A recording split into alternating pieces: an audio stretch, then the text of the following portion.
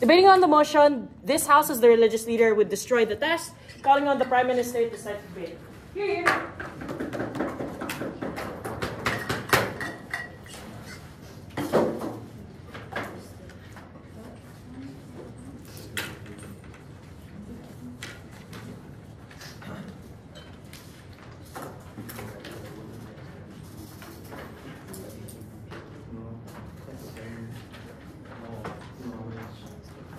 I think it's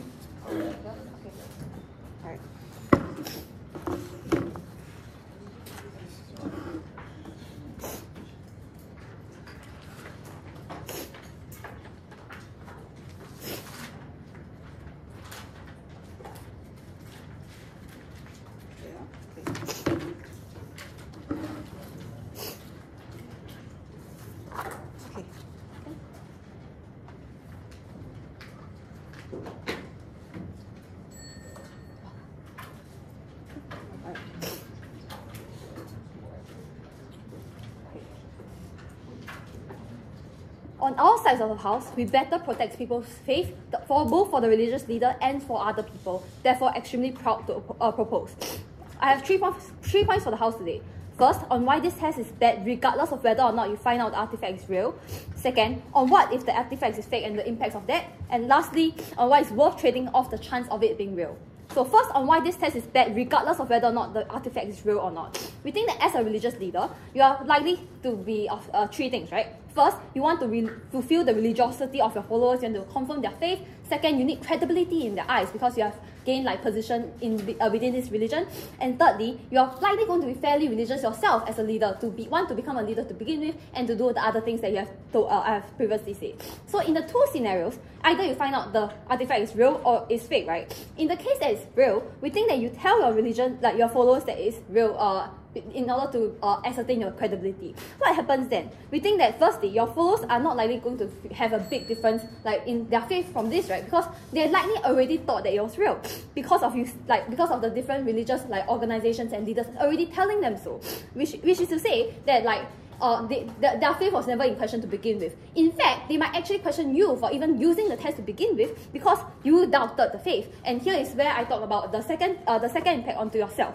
Even if you do find out that this test is real, the fact that you needed the test to begin with, the fact that you used the test and doubted that whether or not God is real, means that you it's a violation of faith in and of itself, right? Because the premise of faith is that you believe without proof that God's will is so omnipresent that you don't need anything else. You simply need to believe. The fact that you actually use the test in and of itself is a violation of this premise of faith, and therefore you yourself will feel bad even if the artifact is indeed real.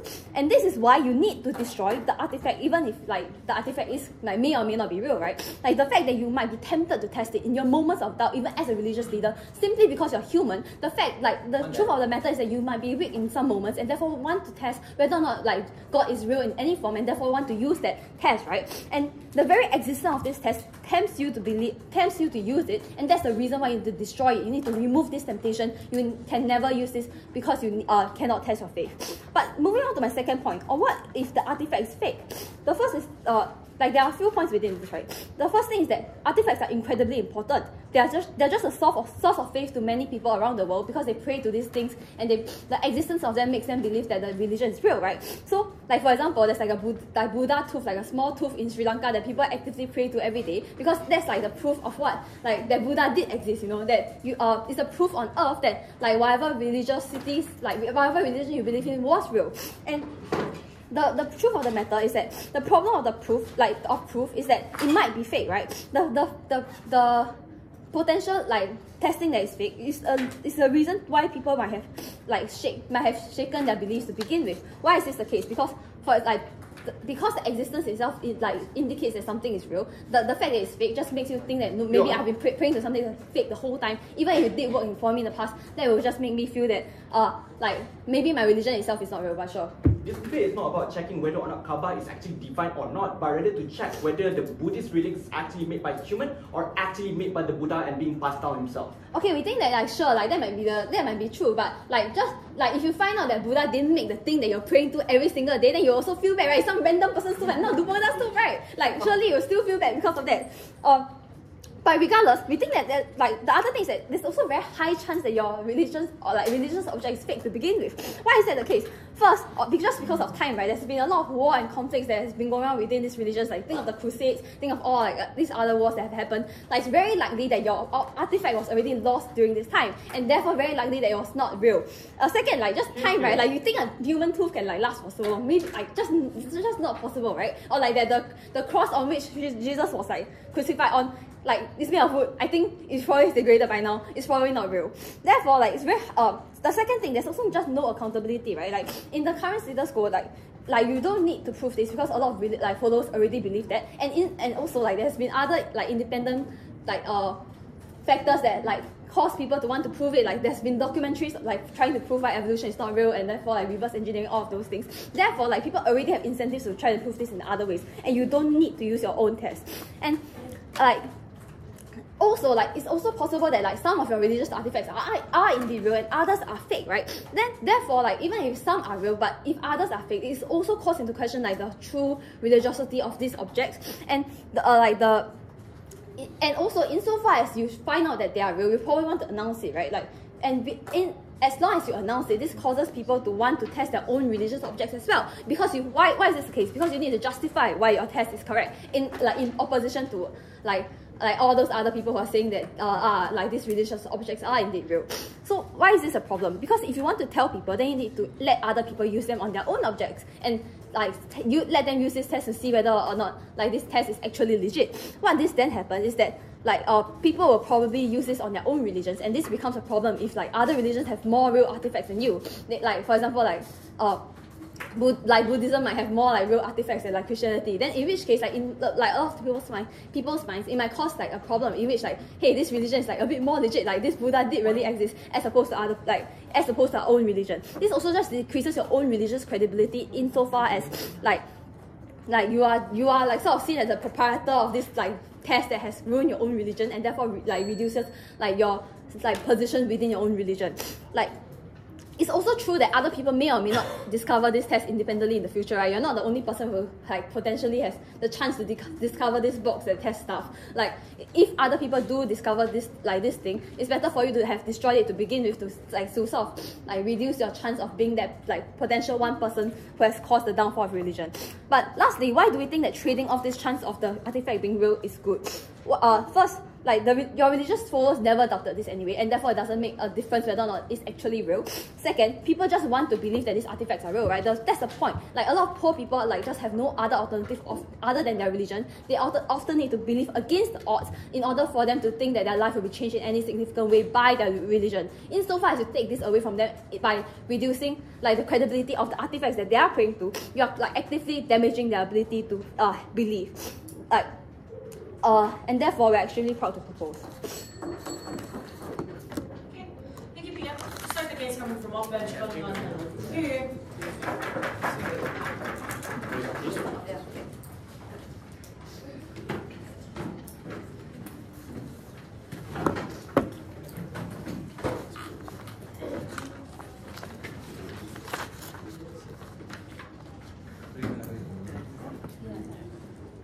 Is the chair ready? Yes.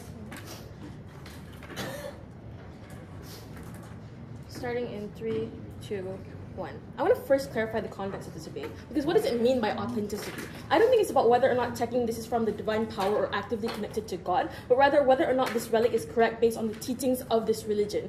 This looks like, for example, if the first Buddhist statue was made on a specific year or date, it's more likely to be identified whether its authenticity based on the year it was created or in history itself. This means it's not about whether or not this active statue has a connection towards God, but rather whether or not it's correct based on the history, teachings, and stuff like that. And this also looks like how the bone remains are actually from Jesus or not, which means we're going to identify whether it's certain based on the identification of history itself. The problem that always happens currently is that some people in history have recreated these relics to feed into their propaganda or gain financial profit. Therefore, we ought to check whether or not it has been true. But secondly, I don't think this is about like unique relics that we have currently. Like we have so many information on it, and we have so many confirmation from different religions or sources. This looks like it's not about like the Kaaba, where we have multiple sources from multiple different religions about that it is true and that it's real, and therefore this is about the gray area of relics or artifacts that people don't actually have that much information on.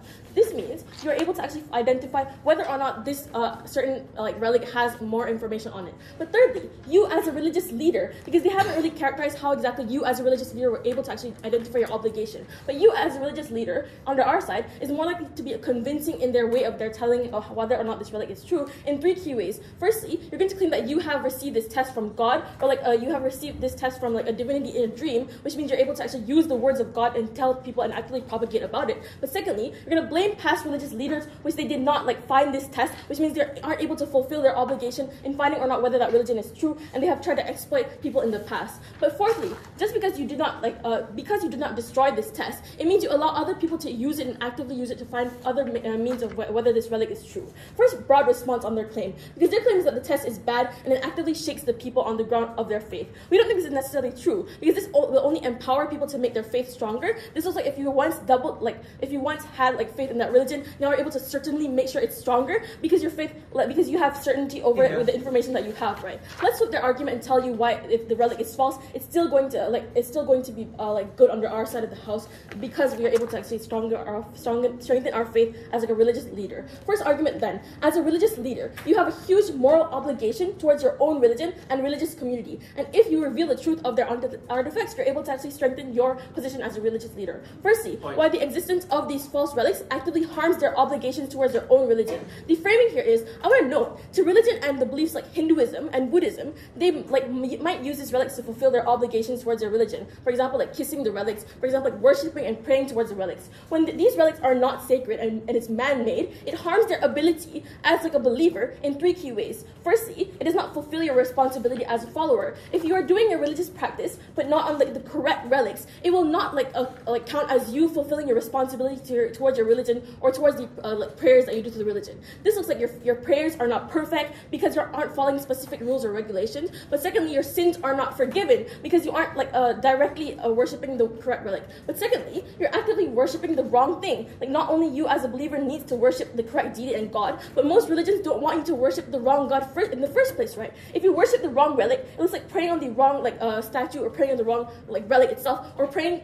It makes you think that you're praying to the wrong deity or statue, or praying to the creator of that relic in the first place, right? Which means you're going against the religion itself. But thirdly, you're empowering the wrong belief, because you as a worshipper will likely pass down your beliefs to your family or towards the people around you, which means it will be a continuous cycle of you showing the wrong belief towards people on the ground, right? And all of this proves that worshipping wrong relics means you aren't fulfilling your obligation towards your religion. Let's frame this first analysis towards the actor in this debate, because which is a religious leader. Because firstly, you as a religious leader will now now your followers are worshipping the wrong God or worshipping the wrong relic, which means you're continuously committing wrong practices. And religious leader, you have an obligation to ensure followers follow the correct practice. Insofar you allow your own believer to connect to these wrong things, you're not fulfilling your obligation to guide people to the correct pathway. Therefore, you're not fulfilling your moral responsibility. What are the harms then? Firstly, you commit sinning. Why is sinning so bad? The way here is simple, because being a religious leader, your position in that religion is likely to be the highest position of the devout followers, right? Which means you don't want to sin because you don't want to ensure that people are able to idolize or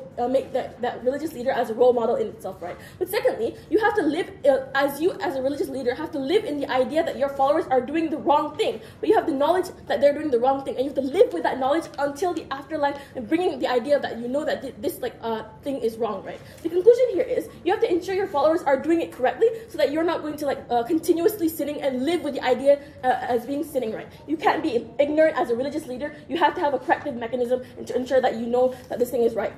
The comparative here is, under our side, once you reveal this info and do the test, you're going to tell the religious community that this is the right choice and these relics are wrong. The government at best say that people don't believe in this wrong information, and people will backlash on the ground. But at the very least, you as a religious leader have fulfilled your obligation or your moral obligation to guide the people on the ground, and therefore you'll feel like a new source of you'll feel much more better as a religious leader and able to fulfill your obligation, right? Before I move to the second argument on why it prevents religious exploitation for some religious leaders, sure, I'll take the PR. Wouldn't your followers be angry because they have been praying to a sacrilegious idol if it turns out to be fake? But okay, understand that we said at best there's going to be like the backlash that will happen under your side of the house. But right now, at least you as a religious leader are able to actually show the practices and guide the people on the ground that this is the wrong thing and divert them to another thing if it's like certain for sure that the other thing is real, right? So second argument then why it prevents religious exploitation. Because some religious leaders might be benevolent, but you don't know whether future religious leaders are benevolent. There are some religious leaders that exploit these relics to actually gain power. This was like using these relics to like use it in buying and selling followers and using them to actually buy and sell to prey. But the reason they can do this is because they have influence and power and control over the religion that they have. This harms in three reasons. Firstly, because you're abusing people for your own profit. This means you're abusing people to actually follow the religion based on the profit, right? But secondly, you're ruining the authenticity of the religion itself because now you're using like profit as a margin in order for people to gain like devout followers. The comparative here is once you have the test, people can use it to actively check whether or not this religion is authentic and prevent religious abuse from future religious leaders. And this benefits like the religion on the ground because firstly you're able to actually use the money that you have abused in a good way in order to ensure the religion is continuously authentic and ensure that you donate to the churches and stuff like that. The conclusion here is under their side of the house, they aren't able to actually prove why this is a harmful thing to begin with. We believe that these religious leaders can find solace and actually guide the people on the ground. Never been prouder to oppose. Okay. Thank you. I love to extend the case coming from law of Teknologi. Here.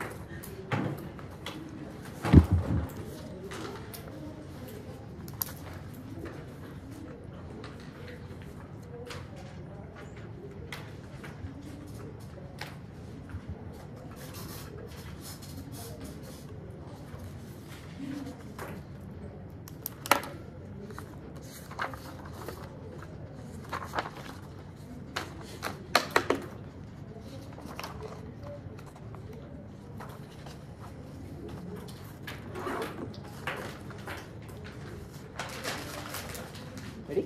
Yeah. Two important pieces of framing in this debate.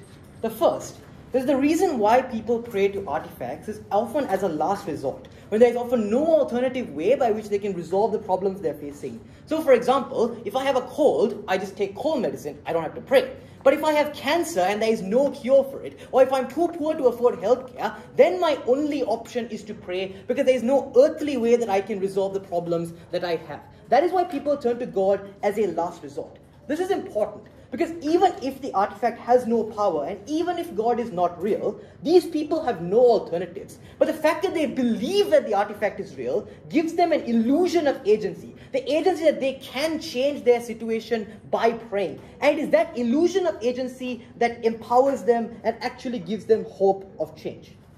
The second important frame is that it's not true that there are alternative artifacts, right? So, for example, like in Sri Lanka, you have Lord Buddha's tooth, or what you believe is Lord Buddha's tooth. If you use the test and you find out there's some random dude's tooth, like there is no alternative Lord Buddha's tooth that you can find because it doesn't exist. Which means that there's no opportunity for you to find a real artifact at the point at which your current one is proven to be fake. Artifacts are in fact limited. I'm going to talk about three things in this speech. First, about why the perception of actually sinning is less important than whether or not people believe they are sinning. Second, I'm going to talk about which side actually fulfills the religious leader's obligations better. And thirdly, I'm going to talk about why as a religious leader you need to destroy it in order to avoid the temptation of using the artifact. Let's talk about actually sinning. Because their whole claim is that it's sin if you worship the wrong artifact and you're not fulfilling the religious obligation as long as the artifact is fake. Here's the point. We don't know if God is real or if hell is actually real. So the fact that you might worship the wrong artifact and go to hell is not an important outcome in this debate, insofar as the existence of the outcome itself is uncertain and extremely speculative.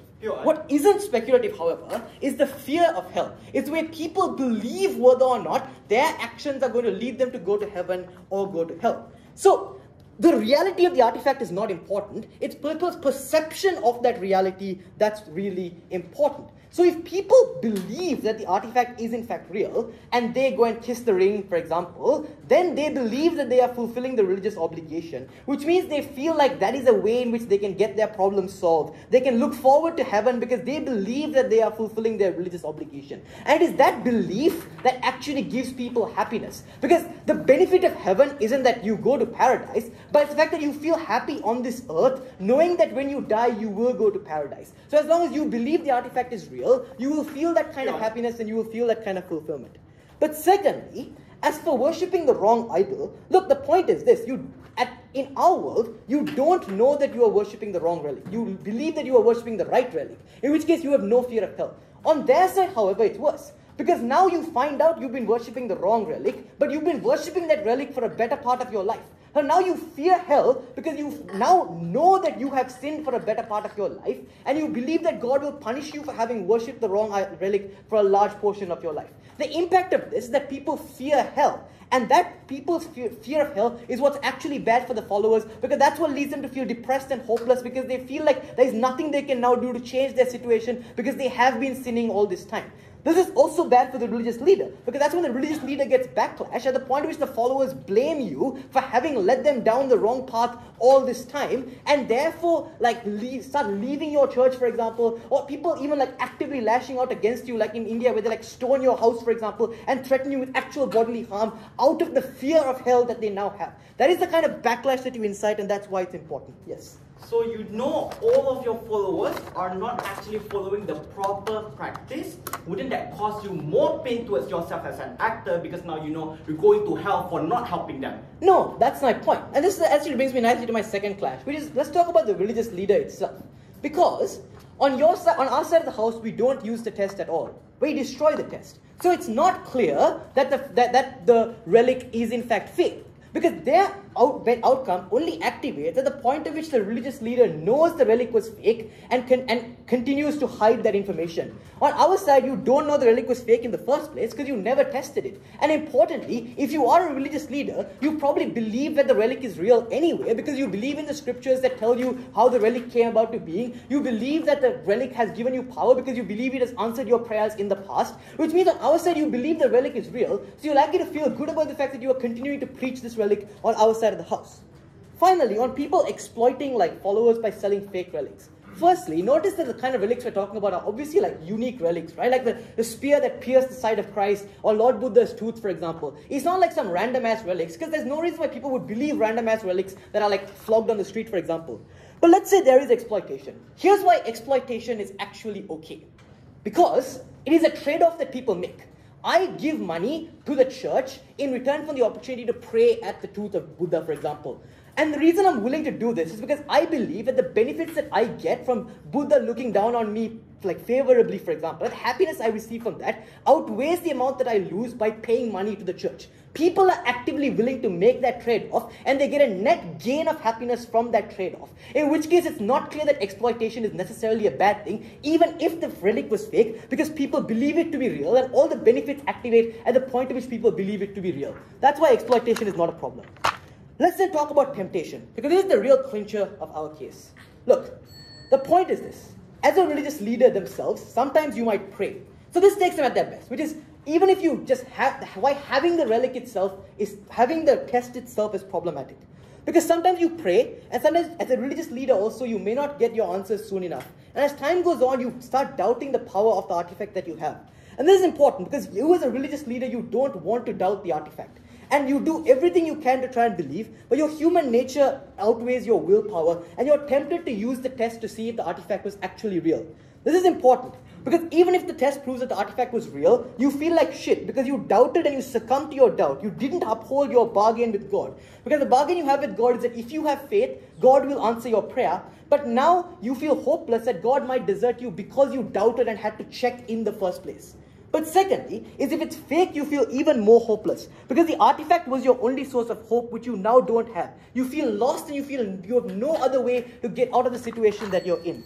Why is this important? It's important because there is no good outcome. Even if you don't tell anyone about the outcome of the relic, the fact that the test exists puts a massive mental strain on the priest as an individual, because now you have the pressure of making the choice of whether or not you want to use the test in the first place. And that is why I'm very proud to propose. Next had the case coming from up bench, calling on the yellow. Here.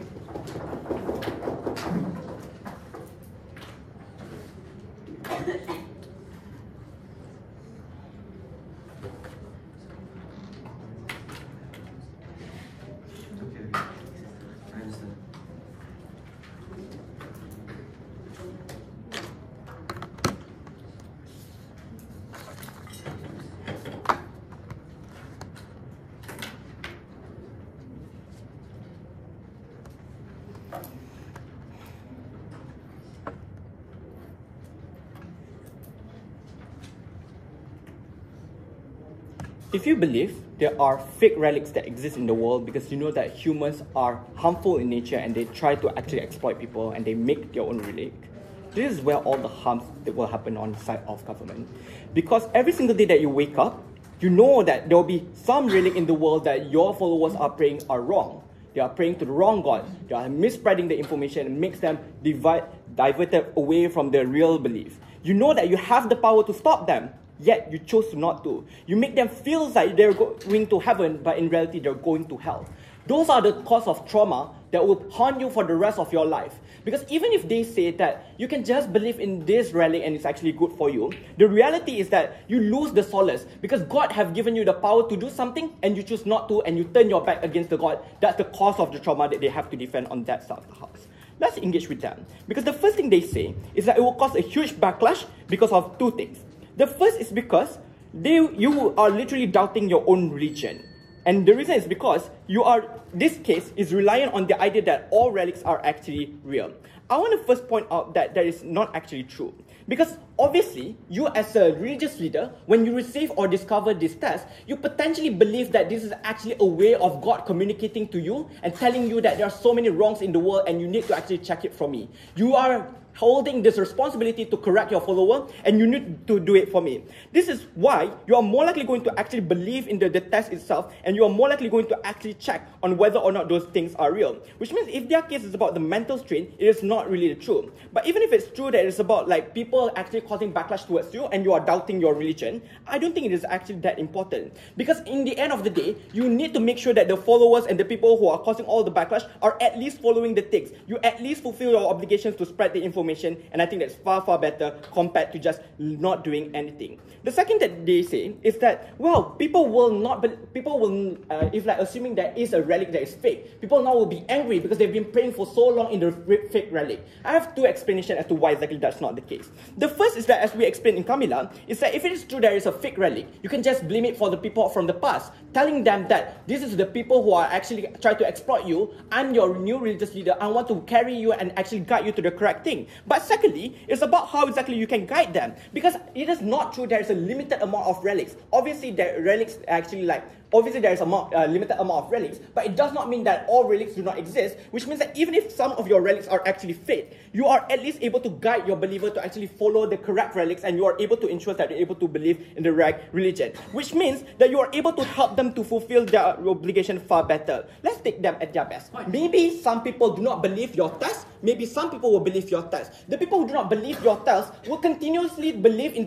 those fake relics, which means that they still get the solace. But at least you're able to guide some people who suddenly believe in your test and able to help them to actually ensure that they're actually following the correct religion that is far better on our side of the house. The second thing they want to argue is about how exactly there's a fear of hell. And the explanation here is very simple. You want to make sure that the people on your side of the followers on your side of the house is actually happy. I don't know why exactly that is important. Because obviously, like, you know that these people are going to hell, but for some reason you just want to make sure they're happy. I would prefer that those groups of people feel at least sad right now, but know that their practices are far better, which is why it's far more important as you as an actor, which is the religious leader, to actually do these things. I think it's far, far worse. Before I move on, I'll take that POI. So, it's not clear why you believe that the test came to you from God. It's likely you are going to be uncertain that it might be a temptation from the devil, because God's likely to want you to believe that the relic is real to begin with. I mean, it could be both, right? It could be whether or not the relic is, like, the test itself is actually bad, or the test itself is actually like a temptation of the devil, or like comes from God. But I think what's likely going to happen is that you're most likely going to believe that this is actually like a real thing. But also, right, if it's true that you're going to actually believe that this test is actually the temptation from the devil, you wouldn't even bother to actually like spread the information. You would probably destroy it in the first place. I think what's likely going to happen is that in order to have a fair debate, you have to believe that it is one actually that comes from God. But even if that's not the case, at least you are able to check whether or not those tests are, whether or not those relics are like true, and therefore you are able to actually like check with the history evidence itself in order to check whether or not how accurate exactly those information to begin with. I want to talk about the protections of the religion, right? Because I want to point out the religions like Buddhist and the religions like Hinduism have multiple relics. So even if you destroy some of their relics, you can still have a lot of like relics that you can still believe in. Why is this important in this debate? Because it doesn't mean that you are actually harming the ability for them to actually practice their religion, even if you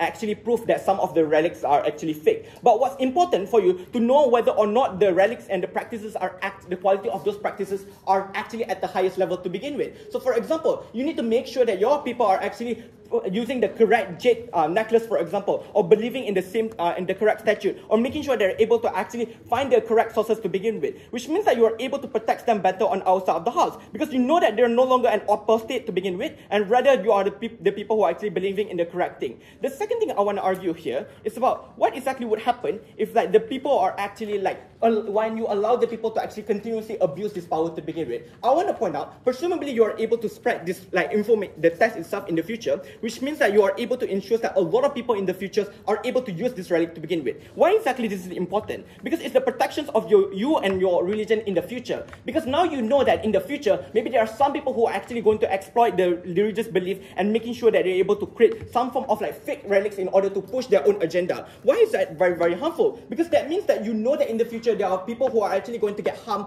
because of the fact that they are actually like believing in the wrong God. This test allows you to be able to prevent from those groups of people not being able to subscribe the proper religion in the future, because you know that those groups of people are going to follow the correct thing. And even if there is a fake relic in the future, you're able to immediately do the test and check whether or not those relics are actually fake in nature, which means you're able to prevent people from actually diverting from your own religion, and the protection of your religion and protect the sustainability of your religion is the most important thing. The last thing they say is that it actually harms the religion because there'll be a competition for relics. I just don't think this is relevant in this debate for two key reasons. The first is that nobody actually believes that there's a competition between relics. So for example, Islam only has one relic, yet we have a lot of followers, because it's the question of like whether or not we are dependent on relics in order for us to believe. So for example, some religions do not even have relics to begin with, and they still have a lot of followers because their method of like praying is different compared to the people who are praying to begin with. But secondly, is that I just don't think the competition exists because people believe in religion not because of the relic itself, but rather because of the religion itself, because it gives them solace, because it answers the question that is important for them, which is why they're able to actually still have some form of like happiness, even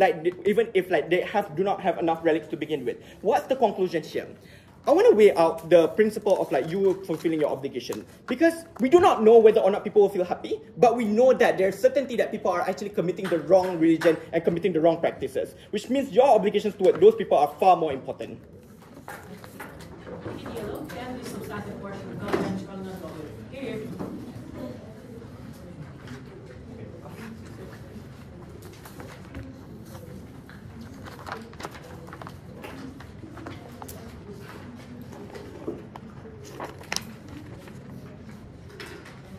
Okay. The problem with these guys is that prior to the existence of this test, your faith was never shaken to begin with. Because of your powerful religious worldview that you've been inculcated since birth, you never felt that these artifacts and their authenticity were ever in question. Therefore, it was unlikely that you would think that this was a test from God. In fact, you would see this as temptation from the devil, because this always went against your prior beliefs that you needed to have faith against all proof that was presented within this material world. first clash then on the obligations to your immortal soul. Their push here is that you have an individual obligation to not lead followers astray, but again, this is logically coming after you doubting the authenticity of these relics to begin with. We explained that you always believe that these were authentic, whether you had the test or not, because of all of your religious worldviews. Because Abraham was told by God that you needed to kill his son and was rewarded for having blind faith. Job was told to bear famine and poverty and was again rewarded for blind faith. That means then the existence of even having a test to prove whether these relics were true or not is something that is inherently sacrilegious within the world itself. Using it on that side of the house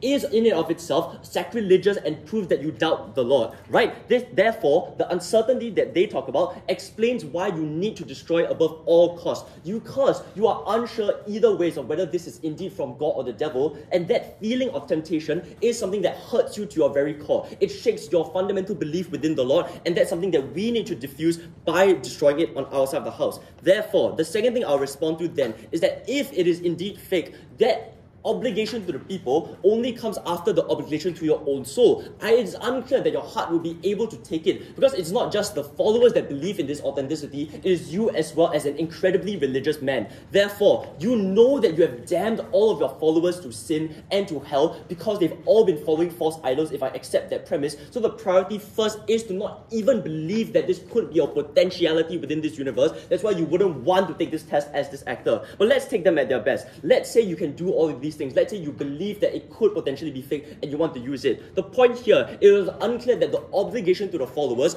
was to tell them if you indeed cared and loved for them, because you know that the pain in their hearts was going to be immense. Because you cannot just displace the blame, right? Their response here is to say, oh, if it's a fake relic, you can blame past leaders, but people aren't going to be logical in the ways that they describe. Most people would think, I was told by you, this religious leader, that this tooth was real, that this grail was real, and you therefore feel betrayed as a direct result of this. So, the priority at this point in time, given that sin has already occurred, is to continually provide them salvation by keeping them in the flock. At the very least, even if you need to bear the weight of sin on your holy cross, that is something that no one else needs to suffer on our side of the house. In that sense, all of these individuals, if they don't leave the church because they know or they don't know that it's fake or not, they still come for your sermons, they still come for the community. You can still do so much good for the poor and for the impoverished, and that is the cross they are willing to bear. You are willing to maintain this life, to unite these people. So even in this instance,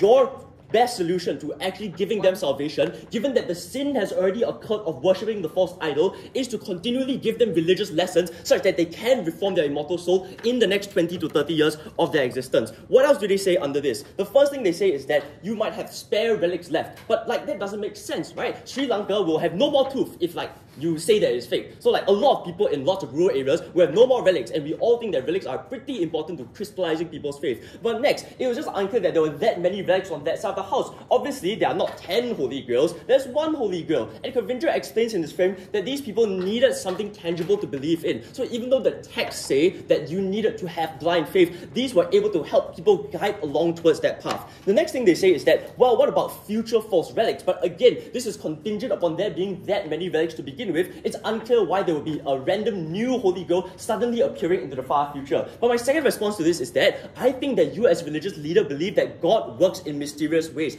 Future people and future descendants can fix a lot of these problems. But thirdly, you also probably believe as a religious leader that no one will believe in false idols to begin with, right? You think that you didn't need the test to begin with, because if they were indeed false, people wouldn't naturally want to believe in. And even if this is seemingly illogical, that's what you as a fundamentally religious person believe in. At the end of this clash, it seems clear to me. Your fundamental duty was to not doubt whether these were authentic to begin with. You never needed a literal physical test to determine whether they were real or not. The existence of it needed to be eradicated and destroyed on our side of the house. Sure. If you're saying that people already have a natural incentive to know whether or not this relic is true, then the debate cannot happen because every relic will be true, right? Yeah, I mean, that's the point. As the religious leader, you already believe that they are all true, so you don't need this test to activate or confirm your suspicions. It's all high risk and low reward, as I explained in this next clash, about what is better for religions that you are a part of as this leader. The first thing we note again is that if all of my previous analysis is true, the backlash is going to be insanely immense on that side of the house. If the duty is to tell people that they have previously sinned, obviously their logical or emotional reaction will be to stone you, right, will be to leave the flock altogether because you as a leader made them sin. Another of your interests isn't just to be, principally consistent with the teachings of your Lord, but it's also to maintain power and credibility so that you can spread the word to as many people as possible, which seems to be on net a better fulfillment of your obligations. But secondly, they seem to not understand our point. If David Africa is correct in saying that other people can use this box in this test, that means that there potentially is a world where if you reveal it to others, they can therefore use this test to confirm if their religions are indeed more legitimate than yours. So let's say I'm a Christian and 50% of my idols are fake, but on that side with like Buddhism, only 20% of their idols are fake. At the very least, people who are on the fence about which religion to join are likely going to join other separate religions. This was all incredibly important for our case, because if you cared about consolidating as much religious power or not, their policy was ultimately one that was high risk and low reward. Zishan already explains that people believe fundamentally in a lot of these idols. The benefit of opposition in the small instances where they are indeed true in a technical historical sense is incredibly marginal, because you're already confirming something that they believe in. But if it ever turns out to be false, their entire worldview shatters and destroys at the moment at which you tell them that this is indeed fake. Therefore, there was no practical reason why you as a religious leader needed to do all of these things. Because let's think about the spectrum of leaders. Maybe some of them aren't really moral because they still do like a lot of like lying, cheating, prostitution stuff, even if they told them they were religious. So the only priority in these sorts of instances, these sorts of leaders, is to maintain as much power as possible. There was always a possibility that you would get found out as a fraud if all of your relics were indeed fake. So you need to centralize power under our side of the house by destroying the test and preventing anyone else from ever using it. Okay, but to close the substantive portion of top bench calling on top bench here.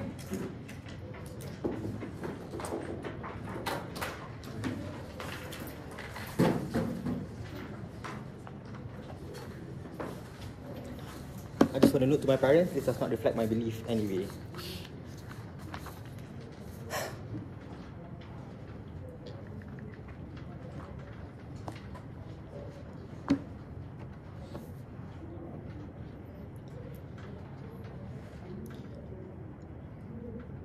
Religion is not a cult, it's an actual belief where people practice in order to absolve their religion, in order to absolve their sins to get into either heaven or hell. It's not where you want to consolidate power to have much more people supporting you. It's about you having a duty to God to do the right thing. And in this sense alone, I think I've already destroyed their case. Let's just deal with one by one. Who is the biggest push under the other side of the house? Whether is this God giving you enlightenment or is it devil's temptation? We think let's just deal with both ways, right? Firstly, if God gives you enlightenment, therefore you have to do it well, because God gives you responsibility, you have to do it. Because if blind faith is good, God believes in you. God wants you to do this. This is a way in order for you to do whatever that God says that what you must do. If blind faith is what they're pushing for, we have that by 10 hours out of the house. Secondly, even if it is about devil temptation, we think that, note, firstly, this is untrue. This debate cannot operate if this is about devil's temptation, because you have fiat that assume that this particular thing is correct to begin with. And even if we deal with it true, we think that this is a way for you to prove that God is more powerful than devil anyway. Because you want to believe more in God than devil. Devil does not have that much power. This test proves that God has much power than the devil and things like that. So if you test it, it would prove that devils will never be as good as God. Let's deal with their fundamental duty then, to never even doubt. We think that there are some relics that must be true. Therefore, you can guide people to this particular way. If you cannot absolve your sins by kissing some relic, you can do it by going to pilgrim to a holy place. You can do it by anything else. We think that people can do this as well. We think that religion is not only about blind faith. That's why you see so many interpretations, so many books about religion. Like Islam has thousands of chapters talking about why God is true or things like that, right? Or maybe any other religion also have that. It is not only about blind faith. You justifying your faith because you want to believe in this particular thing. Some people thrives on logic. This religion also provide that. It's not only about blind faith. They have to deal with the religion better. Let's do a little bit of burden shift then. The first push in Kavindra is that God is probably not real. But we think because you're a religious leader, you believe in God and all the systems. And also, your community and your duty towards religion takes priority over anything in the first place. Therefore, that's why you just push out you just can just delete Kavindra's first 4 minutes under your notes, because they would want to prove that people will be hopeless at all this. We change it now. We make people more certain that this is the religion that actually absolves their sins, because this relic is actually from God. This relic is actually made in this particular this. It is holy, that's why you do it. When you pray, this is actually what leads you to heaven in the first place. Secondly, burden shifting for religious leaders. We think that you owe a huge duty for your religion and your followers. That means that you have to do it well. If you do not do it well, eternal hell awaits. I don't think they understand religion, because if it is true that they understand religion, they would understand that the worst thing that can happen to you in religion is going to hell. We're going to stay there for its perpetuity. You're going to stay there forever, in which you're going to have to go through all of this fire and all these things and all this worst things that could have happened to you compared to whatever could happen to you in the world. That means that worldly backlash cannot even compare to all the things that you would suffer from. Even if they say that you have to burden all of it alone because it's just like Jesus Christ, we think it is untrue, because your also religious followers will not also go to hell because you don't follow what God says to you. God says to you that you don't have to kiss the relics, but people man-made these particular relics to make sure that people pray to these relics, and because people want to consolidate power back then. This means that people do not do the right thing in order for them to achieve absolvement of sins and the death of the house. This means that not only that you would go to hell, but you would be in the pits of it because you have never corrected your religious followers that this is the way that you want to do it. Secondly, your religious followers are also going to be in the hell because you have never absolved their sins to begin with. They thought what they did was correct, but it was never dealt with. As what explained by my friend, with great power comes great responsibility. But before that, sure, Justin. Let's say your followers have been worshipping a fake relic. The only thing you can do is to keep them in the flock so they don't go to hell if they leave. This is an argument about ignorance. We don't think ignorance is a defense. We think that as a religious leader, you want actual people to actually absolve their sins, not just leaving their sins because you want to consolidate power. They're operating in a world where these religious leaders are particularly selfish. They're going to win this debate anyway. Let's just go on to the first issue then. To absolve sins, even though it's not our burden. We think that people can seek it from another way, because the difference with religion and science is that there are so many ways in order for you to achieve something. You don't have to take paracetamol, it's the only way for you to solve fever. We say that in order for you to have religions, you can also have other ways in order for you to absolve your sins. You don't have to go to pilgrimage in order for you to, or see the Buddha statues or whatever. It also means that you can also pray to God in your homes in order for you to absolve your sins. This means that even if the relics are not true, people can also achieve solace and whatever practice that they already have in their own personal capacity. We think that these religious leaders are also practically much going to be benevolent, because that's the only way that this debate is going to be operated, right? If they are benevolent, therefore they're going to suggest ways that this is the way for you to absolve your sins. There's also other ways as well. Secondly, even if you believe that the relics are so important, we think there are also some other relics that you can believe in. This is also what Aycardo explained, because Buddha's statues may not be real, but other relics still exist. Batu caves still exist for people to pray. Other holy places can still exist, therefore people can still believe it. If this debate is about people who are poor and they can have all this and they can do pilgrimage and all that, we think they can already pray in the comfort of their own homes. We don't think why this is untrue thing. We think that this is the most important thing, because you don't only have to provide solace in every way possible. In religion, you have two lives, now and hereafter. But what is the most important in religion is what happens next. Therefore, if you don't guide them to the right one, the only way, this is the straight pathway to hell, because you leave them in the pits of hell, and God gave you an obligation. You are in the pits of hell. You never solve this particular problem. Then, second issue. Then, it is important for you to believe in the relic. That's what they are pushed on us, because this leads you to believe in religion. But they are missing the one logical link here. How does not believing in one relic would just simply destroy religion entirely? We think that religion still exists. Therefore, all the arguments on solace would still exist under our side of the house. Even if Christians does not have relics, people can still believe in a church system and all that. We think, secondly, relics are not the only way for you to achieve solace in religion anyway. There's community, there's believing in a higher power, there's this meaning behind everything, that karmic and heaven and hell is a thing that will deliver judgment for you. Other mechanisms that exist to provide you solace. Relics cannot be the only way. Relics is not a proof that God does not exist. It is a way for you to ascertain your practice. And then, lastly, religious leaders believe on the temptation itself. Believe it or not, there's going to be have a particular challenges on the framing, whether is the religious leaders really religious or not. We have proven to you that even in Camilla, that these religious leaders are particularly going to be the one who tries to do this religious the most. Therefore, hellfire is going to be the thing that's most proximate to them, because they have the highest level of iman, of faith towards their particular religion. Therefore, they're exactly going to believe in this. Let's just gut check their case real quick, because if you were unsure, I think that is why you use it to begin with. And we flip this, because you dare to use it to begin with because you're so sure about this particular religion. Therefore, if our framing is correct, that people are mostly sure of this religion, and because they're so sure about it, that's why you would do it. On last issue on backlash, what is backlash compared to your religious duty that you have to do well? God is bigger than any other people that could do to you, that could pay you pay you better. They run a liberal argument that there's a religious leader who's a businessman. The characterization by Kamila has already explained that this is bigger than that. We already win this debate clearly. Thank you, Auckland. I'll now reverse the speaking order of reply.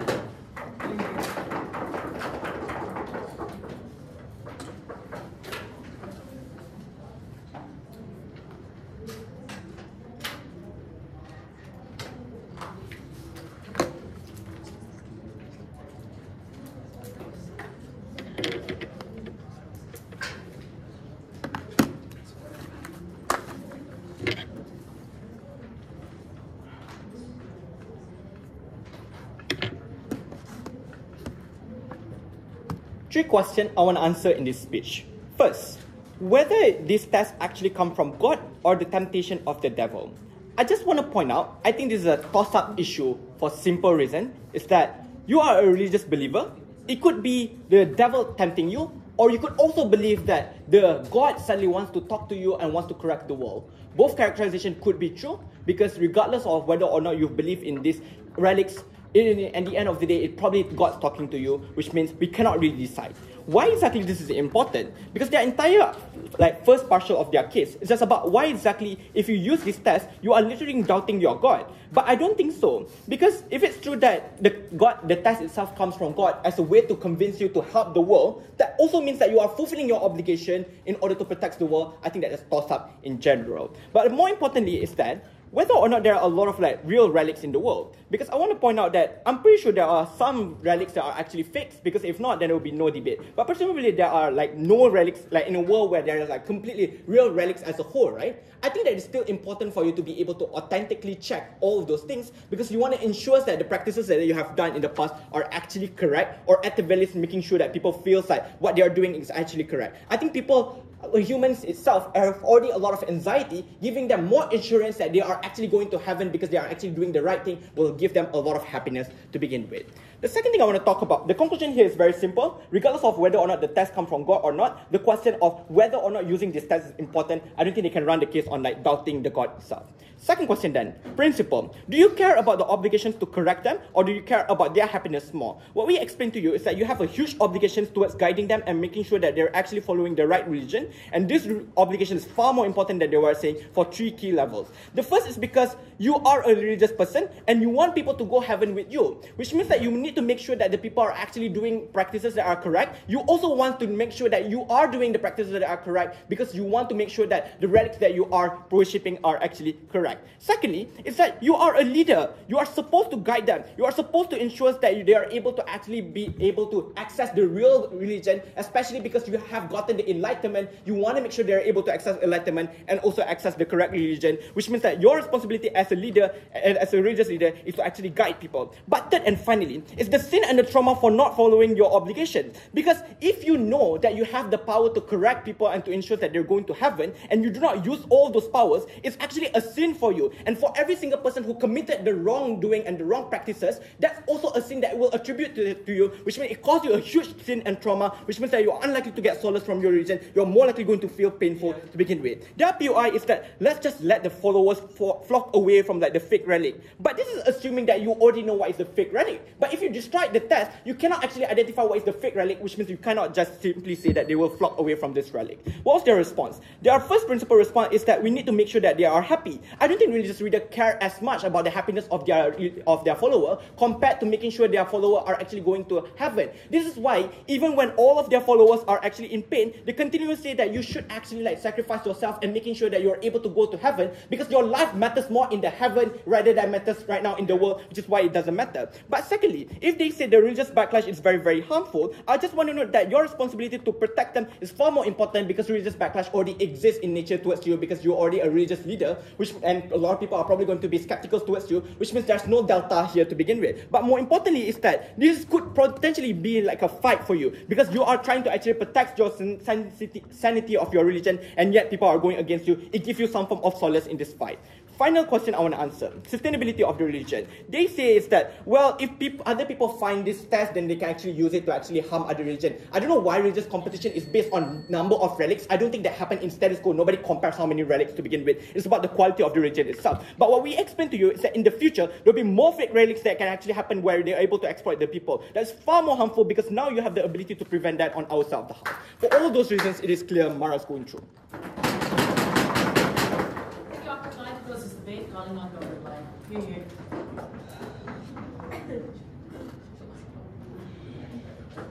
Go ahead, go.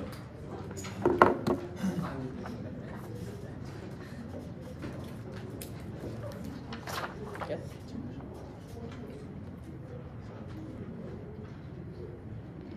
I want you to go back to the motion because understand that this is an actor motion. It is about the interests of the religious leader.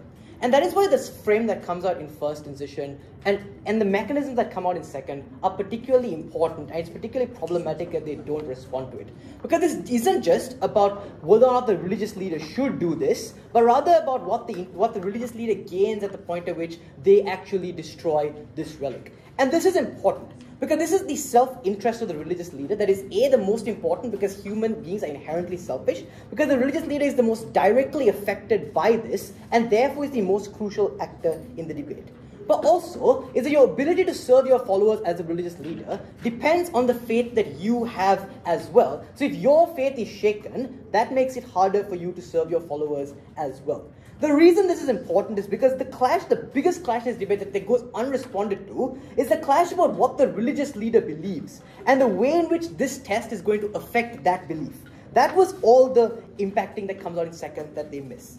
Because we need to weigh the individual impact of the religious leader, of the benefit the religious leader gets from having a hope and the illusion of agency that they have, the happiness that they get from looking forward to heaven, the avoiding the fear of hell that happens on our side of the house. Because the problem we tell you from second and first is that using the test hurts the religious leader as an individual. Because religions are based on faith, right? All the evidence in the Bible about people being blessed because they had blind faith, like Abraham, like Job, all of that means is that the existence of the test contradicts the very word of God that you've grown up to believe. The reason this is important is because we cannot be sure that the test is from God. There is a chance it might be from the devil. And this is important because that means it's important that you err on the side of caution and not succumb to the test in case it is from the devil. And it's likely given the way it contradicts the rest of religion. But let's say the test is real. How does this affect the religious leader's beliefs? The religious leader feels like a failure because they doubted God and they feel guilty for not believing that the test was real, which is what they were supposed to do. They also feel fear that God might abandon them because they didn't hold up their end of the bargain and have faith. But secondly, what if the relic is fake? The point that the relic is fake is that as a religious leader, you feel fear that you believed in a false relic for a large part of your life, and that you preached that false relic for a large part of your life. That fear of hell that you were preaching something wrong is likely to be bad for the religious leader as an individual. And this is important because this kind of fear and shaking of your faith prevents you from being able to properly serve your community. On our side, the religious leader believes that the relic is real, which is when they feel the illusion of agency, which is when they feel that they've been doing what they're doing is going to get them to heaven and not going to hell. The individual interest to retain your own happiness and your belief, therefore, is the most important thing.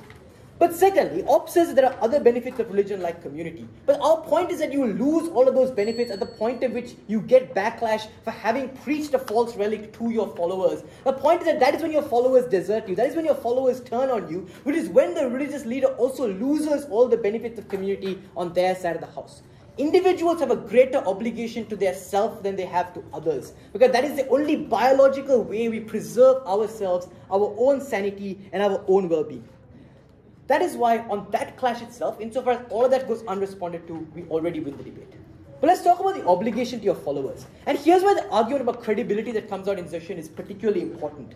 Because religion as itself, as we tell you, requires you to believe a lot of things through blind faith, because much of it has no evidence, right? You believe that God will heal you. You believe that praying 5 times a day gets you to heaven. The problem is that at the point at which the relic is fake, you hurt the religious leader's credibility. Because if the religious leader was wrong about this, your followers are like, maybe they're wrong about all the other things that they've been preaching as well. That is when what Justin tells you about how people are going to leave the religion actually comes about, which is bad, because the relic might be fake, but the rest of the religion is real. But now you have no opportunity to get people to salvation at the point at which you lose credibility and they end up leaving. That is when you fail your followers, at the point at which, unbalanced, they are harmed. Very proud to propose. Thank you, Dr. Floyd.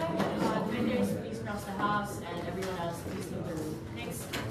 Stop the recording. Results